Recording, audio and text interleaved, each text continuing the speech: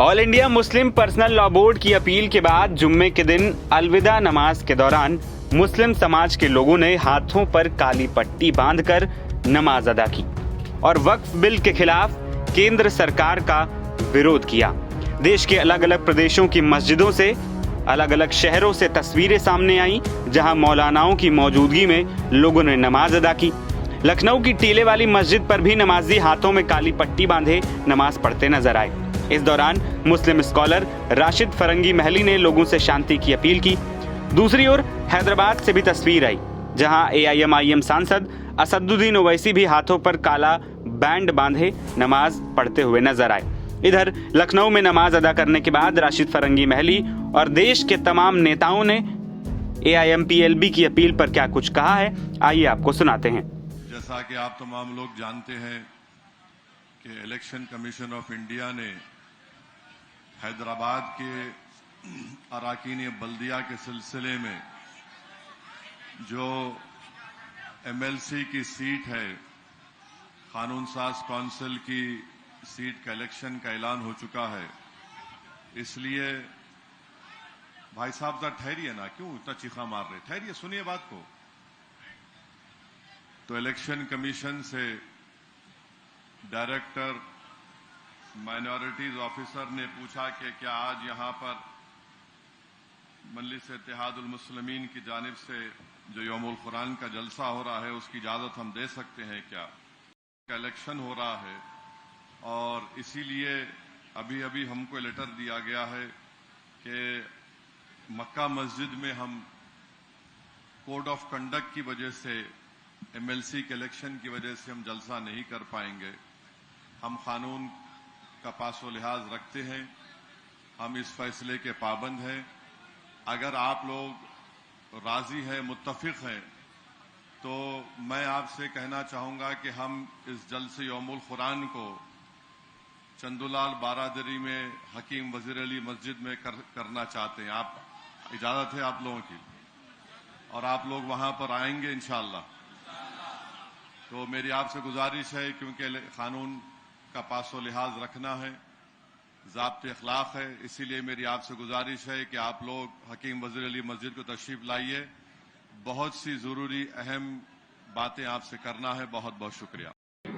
आज अलविदा की नमाज अदा की गई, किस तरीके से शांतिपूर्ण तरीके से नमाजों को आज ये आज पूरे लखनऊ में रमज़ान के आखिरी जुमे की नमाज बहुत ही पुरअमन तौर पर अदा की गई और हमारे यहाँ जहाँ मस्जिद ईदगाह में भी बड़ी तादाद में लोगों ने नमाज अदा की और मुल्क की तामीर और तरक्की और हिफाजत के साथ साथ फ़िलिस्तीन में अमन अमान के लिए भी खुसूसी दुआ की गई।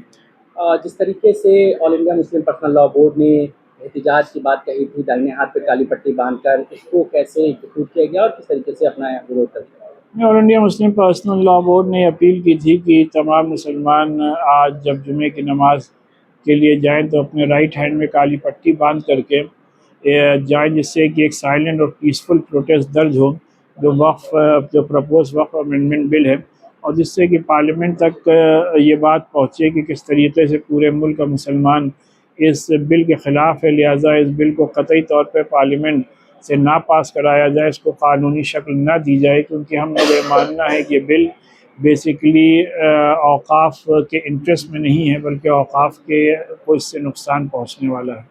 मुसलमानों से आप लोगों ने भी अपील की थी कि नमाज़ें सड़कों पर ना पढ़ें और नमाज़ पढ़ के सीधे अपने घरों की तरफ जाएं, जुलूस या भीड़ कहीं पर भी ना लगाएं, उसका कितना असर है? इस्लामिक सेंटर ऑफ इंडिया ने अपने एडवाइजरी जारी करके मुसलमानों से ये अपील की थी कि आज की भी नमाज मसाजिद के अंदर पढ़ी जाए और सड़कों पर नमाज ना अदा की जाए, और अगर एक मस्जिद में जगह पुर हो जाती है तो दूसरी मस्जिद में जाके नमाज अदा कर लें, जिससे कि किसी को कोई एतराज़ का भी मौका ना मिले और कोई भी लॉ एंड ऑर्डर सिचुएशन ना पैदा हो। मैं तमाम लोगों को मुबारकबाद पेश करता हूँ कि तमाम ही नमाजियों ने उस पर हर्फ अमल करके एक अच्छे और पीसफुल और डिसिप्लिन सिटीजन होने का सबूत पेश किया है।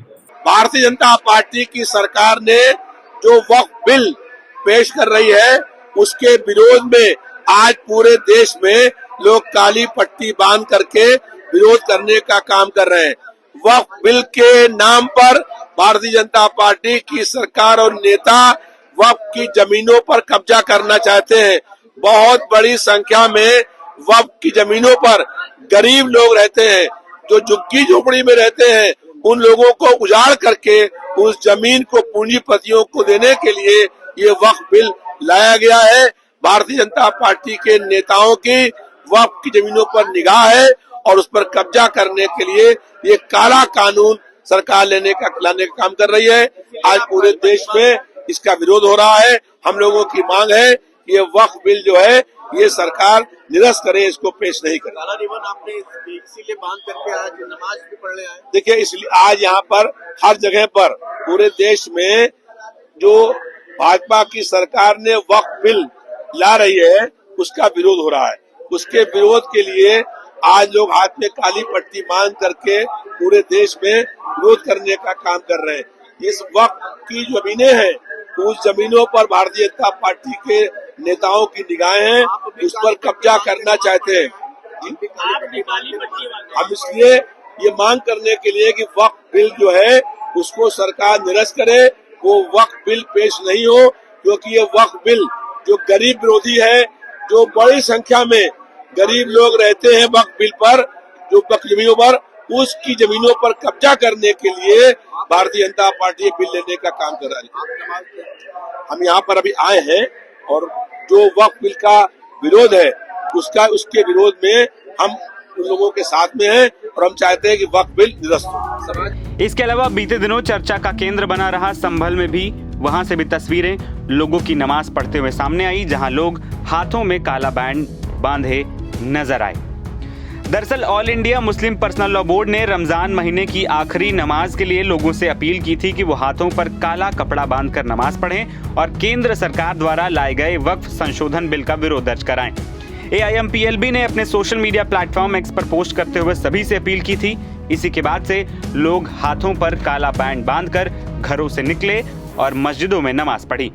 दूसरी ओर ईद और नवरात्रि को लेकर उत्तर प्रदेश समेत देश के अलग अलग शहरों में प्रशासन ने अलर्ट घोषित किया है। संवेदनशील इलाकों में पुलिस बल तैनात किए गए हैं। CCTV और ड्रोन कैमरों से चप्पे चप्पे पर नजर रखी जा रही है। इसके अलावा ईद के दिन होने वाली सामूहिक नमाज को लेकर कई जिलों में प्रशासन ने गाइडलाइन भी जारी की ताकि किसी भी अव्यवस्था से निपटा जा सके।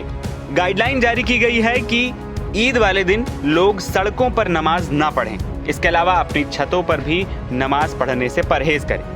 फिलहाल कई राज्यों से ऐसी तस्वीरें सामने आ रही हैं जहां वक्फ बिल के खिलाफ लोगों ने नमाज पढ़ने के दौरान हाथों पर काला बैंड बांध रखा है। NBT ऑनलाइन की रिपोर्ट।